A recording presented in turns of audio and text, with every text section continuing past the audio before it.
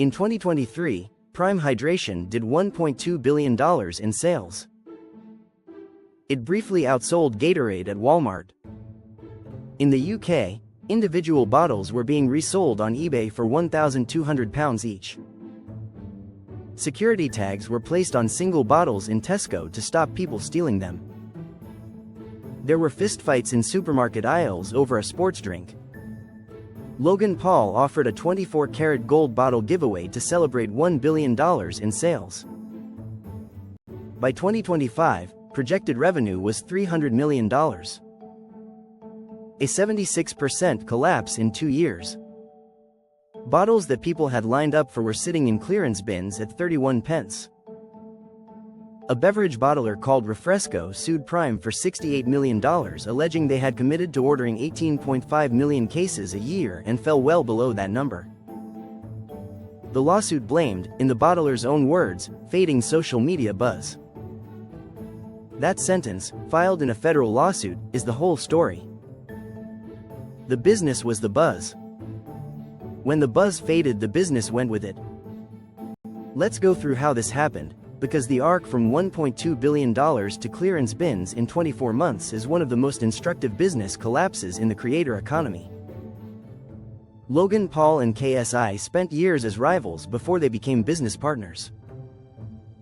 KSI is Olajide Olatunji, a British YouTuber from Watford who started posting gaming content in 2009 and built one of the largest channels in the UK.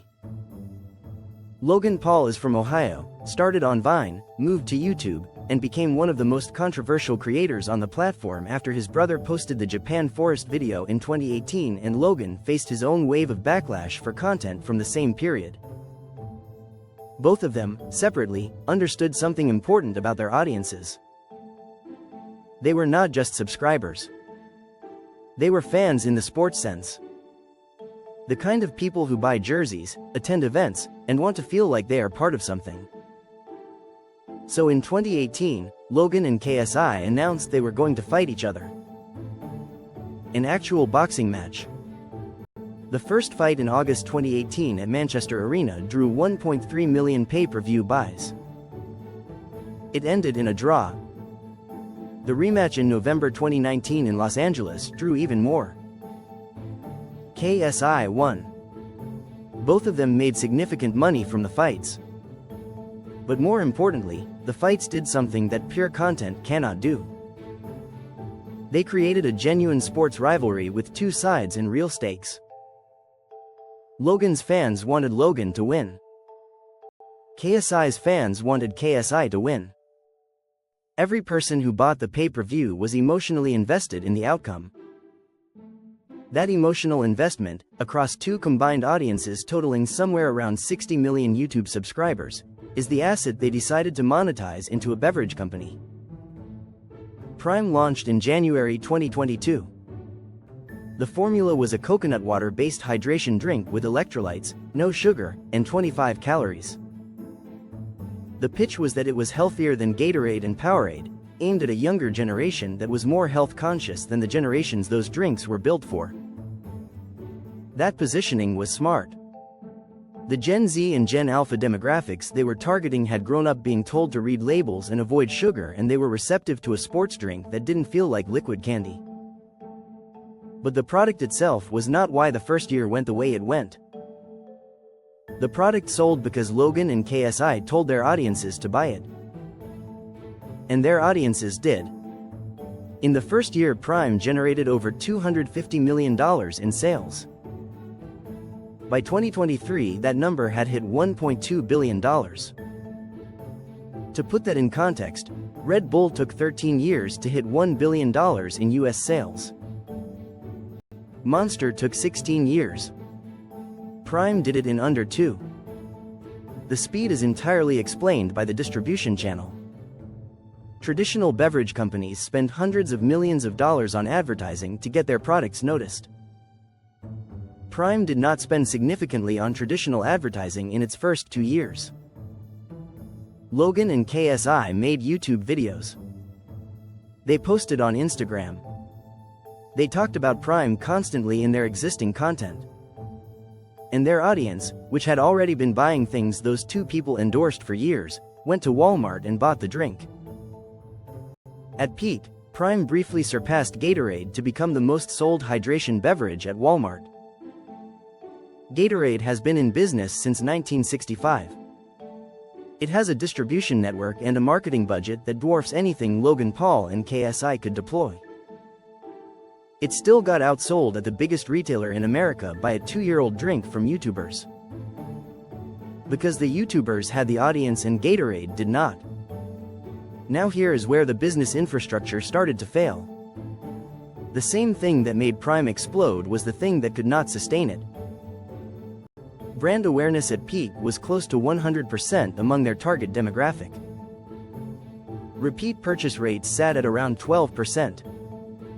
That gap, almost everyone has heard of it, almost nobody keeps buying it, is the single most revealing number in the whole story. Gatorade's repeat purchase rate is around 60%. Coca-Cola's is higher. The drinks people actually reach for habitually have built that habit over decades of consistent product experience. Prime was bought once by people who wanted to try the thing their favorite YouTubers were selling. When they tried it, it tasted fine. It was a reasonably good sports drink. Not dramatically better than Gatorade. Not different enough to justify switching away from whatever they were already drinking. And the next time they were thirsty, most of them just grabbed what was already in their fridge. The initial purchase was driven by the creators. The repeat purchase had to be driven by the product. And the product was not good enough to generate repeat purchase at the scale the business needed. There were also regulatory problems. The FDA raised concerns about Prime Energy, the caffeinated version of the drink, specifically about its caffeine content relative to its kid-friendly marketing. Prime Energy contains 200 milligrams of caffeine per can, the equivalent of about 2 cups of coffee. The drink was branded in bright colors, in flavors like strawberry watermelon and tropical punch, sold near school supplies at major retailers, and directly marketed by YouTubers whose primary audiences are teenagers. Senator Chuck Schumer wrote a letter to the FDA asking them to investigate.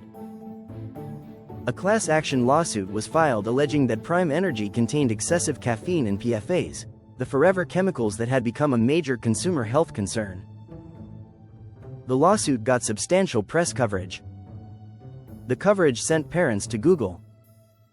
Parents who had been buying Prime for their kids read about 200 milligrams of caffeine per can in a class action over forever chemicals and stopped buying Prime for their kids.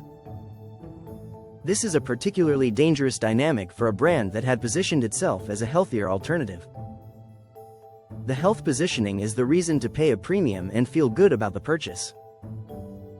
Once the health claims become contested, the premium is impossible to justify and the feel-good factor disappears. Then the supplier lawsuits started.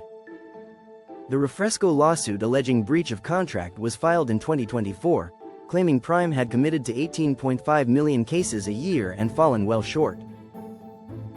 Agrovana, an ingredient supplier, filed a separate suit claiming Prime had failed to pay for products it had contracted to buy. Both lawsuits pointed to the same underlying problem. Prime had made contractual commitments based on the assumption that 2023 sales velocity would continue. It didn't. And when the sales dropped faster than anyone had modeled, the obligations they had locked in during the growth phase became liabilities. The sports partnerships are worth understanding too, because they reveal the ambition of the brand beyond just YouTuber merchandising. Prime signed Arsenal FC in July 2022. Barcelona and Bayern Munich in 2023. The UFC. Patrick Mahomes and Aaron Judge as individual endorsers. Those partnerships were attempts to move Prime from being a creator brand to being a sports brand. A real sports brand with the kind of legitimacy that creates habitual consumers rather than one-time buyers. But sports partnerships cost real money and require long-term revenue to justify. If the underlying beverage had been good enough to generate repeat purchase, those partnerships would have paid for themselves.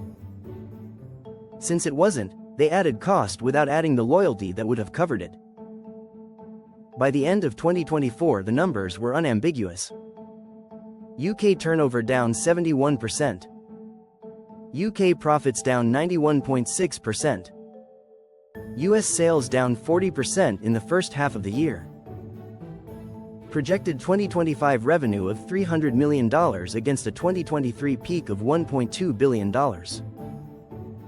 Bottles on clearance at 31 pence. The company announced a strategic review to transition from an initial hyper-growth phase to a more sustainable long-term presence. That sentence is corporate language for, "We grew too fast on the wrong foundation and now we have to figure out what we actually are." Prime is still in business. Logan Paul and KSI have not gone broke. Both of them made substantial money from the business even as it declined.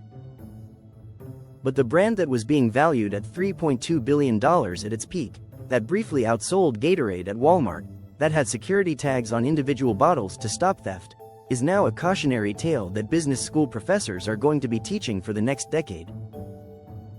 The lesson is not that creator brands cannot work. Feastables is working. Jeffree Star Cosmetics worked for years. The lesson is that influencer distribution creates a launch that traditional marketing cannot replicate, and it cannot create the product loyalty that sustains a business after the launch hype fades. Your audience will buy it because you told them to. They will keep buying it only if the product earns that loyalty independently. Prime was a $1.2 billion launch. It was not a $1.2 billion business. Rise and ruin. Every time.